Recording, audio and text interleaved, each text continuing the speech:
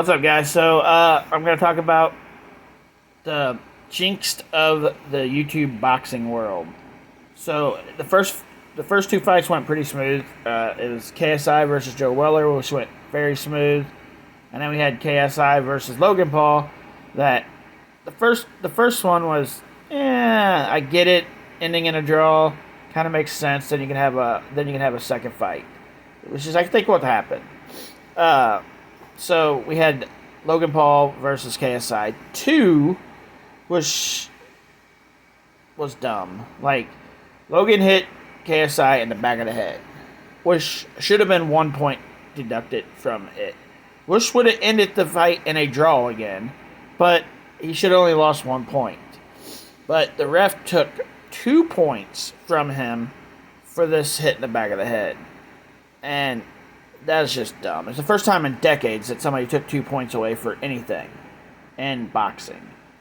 And it was just a bad move. Like, it should have ended in a draw again, which would have been pretty stupid. But anyways, then we had Mick Broom's little boxing creator, whatever the hell he called it, where Gibbs lost his fight after dominating the fight, or he didn't lose, he got a draw in the fight. And yeah, that was just dumb. Gibbs dominated the whole damn fight and got a draw. That doesn't make any sense. But later on, the commission went back and gave him the win. So he did end up getting his win, but Mick Broom did not pay his fighters except for Gibbs and Deji because they asked for their money up front. So the rest of those fighters probably still are not getting paid to this day. Is this motherfucker not recording?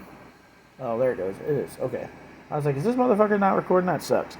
But then we had Jake Paul versus Tommy Fury 1, where Tommy Fury apparently got hurt, but was still making videos after he apparently got hurt. So did he actually get hurt? Probably not. Then we had Jake Paul versus Tommy Fury 2, where Tommy should have never signed a contract knowing he wasn't going to be able to get out of the country. But yet, he waited till the last fucking couple of weeks to try to get out of the country and was not able to. He shouldn't have signed a damn contract. Then we had Jake Paul versus Hassim, which I'm probably saying his name wrong, but who gives a shit? He had to get down to 200 pounds. They sent a contract to see what his weight was. His weight was at 216. So they told him he had a week to get his weight down. They went back and checked him again. He had lost 1 pound. He moved down to 215. Jake and them changed the contract to 205 so that he could, it'd make it easier for him to get down the weight. And yeah, he still didn't get down. He didn't go down at all. And then he told Jake that they're going to fight at 215, which is just dumb. Jake's not going to come up like 20 pounds just to make this guy happy. So that whole freaking fight got canceled.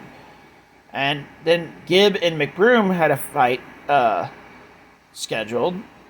And Gibbs did not go to the right place in his country to have his physical. He went to some other place.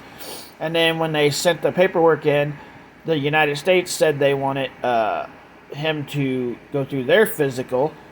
And by the time he got to the United States and did their physical and the paperwork come in, it'd be after the fight. So that fight got canceled because of Gibbs. I mean, let's be real, that's why the fight got canceled. And then KSI versus Alex Wasabi, which just come out today, is canceled now because Alex apparently got a concussion, probably during his training. So Jake Paul is calling KSI out, and KSI is not going to take the fight.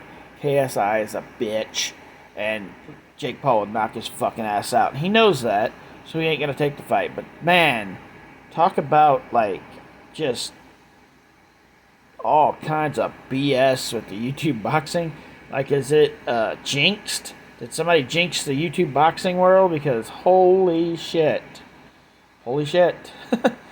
What do you guys think? Comment below and let me know. See you guys out in the next video. Peace.